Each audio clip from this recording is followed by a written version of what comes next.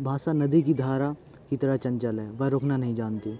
यदि कोई इसे बलपूर्वक रोकना भी चाहे तो यह भाषा उसके बंधन को तोड़ आगे निकल जाती है। यह उसकी स्वाभाविक प्रकृति और प्रवृत्ति है। हर देश की भाषा के इतिहास में ऐसी बात देखी जाती है। भारत एक प्राचीन देश है। यहाँ के लोग भिन्न भिन्न कालों में भिन्न भिन्न भाषाएं बोलते हैं, लिखते हैं आए हैं। संस्कृत इस देश की सबसे पुरानी भाषा है, जिसका व्यवहार हमारे पुराने ऋषि मुनियों, विद्वानों और कवियों ने समय समय किया है।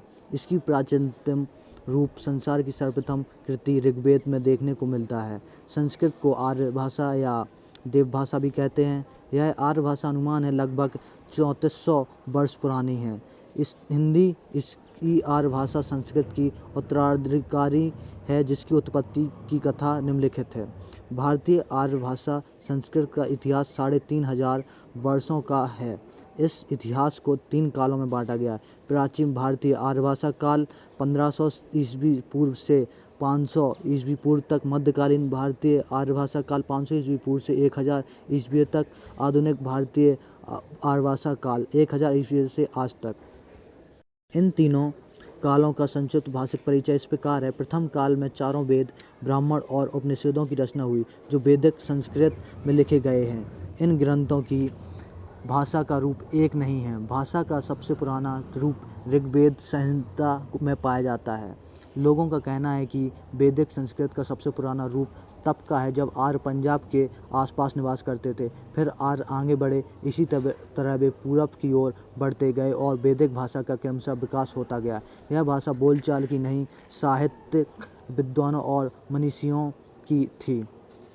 दर्शन ग्रंथों के अतिरिक्त संस्कृत का उपयोग साहित्य में भी हुआ है। इसे लौकिक संस्कृत कहते हैं। इसमें रामायण, महाभारत, नाटक, व्याकरण आदि लिखे गए हैं। पाणिनि और कात्यायन ने संस्कृत भाषा के बिगड़ते रूप का नवीन संस्कार किया, उसे परिनिष्ठित किया और पंडितों के लिए मानक रूप प्रस्तुत किया।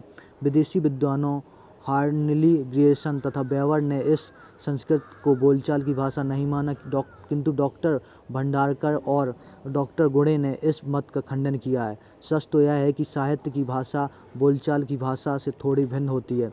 इस दृष्टि से लौकिक संस्कृत भाषा बोलचाल की भाषा से निश्चय ही दूर थी, किंतु शिष्ट भाषा बोली से बिल्कुल अलग नहीं होती। दोनों का आदान प्रदान होता रहता है। प्रथम काल की प्राचीन भारतीय आर्य भाषा की कुछ भाषागत विशेषताएं इस प्रकार हैं। भाषा योगात्मक थी। दूसरी, शब्दों में धातुओं का अर्थ प्रायः सुरक्षित था। तीसरा, भाषा अपेक्षाकृत अधिक नियमबद्ध थी। चौथा, भाषा संगीतात्मक थी। चौथा, 3 लिंग और 3 वचन थे। पाँचवा, पदों का स्थान निश्चित नहीं था। तब शब्द भंडार में तत्सम शब्दों की संख्या अधिक थी। दक्षिण के अनेक द्रविड़ शब्दों का उपयोग होने लगा था। 500 ईस्वी पूर्व से 1000 ईस्वी पूर्व तक भारतीय आर्य भाषा एक नए युग में प्रवेश कर गई। भाषा की सृष्टि एवं विकास करती रही। मूलतः इस काल में लोक भाषा का विकास हुआ। इस विकास के फलस्वरूप भाषा का जो रूप सामने आया उसे प्रकृत कहते हैं। वैदिक संस्कृत और लौकिक संस्कृत के काल में बोलचाल की जो भाषा दबी पड़ी थी, उसने अनुकूल समय पाकर सिर उठाया और उसी का प्राकृतिक विकास प्रकृत में हुआ। उस काल में यह प्रकृत 3 अवस्थाओं से होकर विकसित हुई। प्रथम अवस्था में 5000 ईस्वी पूर्व से सन के आरंभ में तक पाली और शिलालेखी प्रकृत सामने आई।